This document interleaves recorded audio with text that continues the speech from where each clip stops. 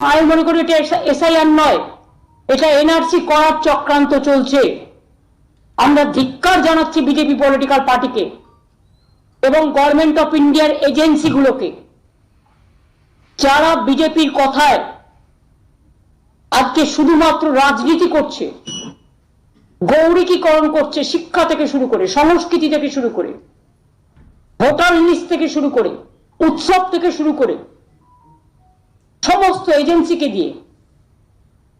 একজন মির্জাফর আছেন ওখানে দিল্লিতে, এই মির্জাফরদের মৃত্যু জীবনে হয় না,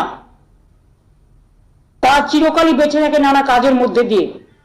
এই মির্জাফররা মনে করেছেন তারাই শেষ কথা বলবে, কিন্তু তারা যদি এসব করতে যান তাহলে কিন্তু দাঙ্গা থেকে শুরু করে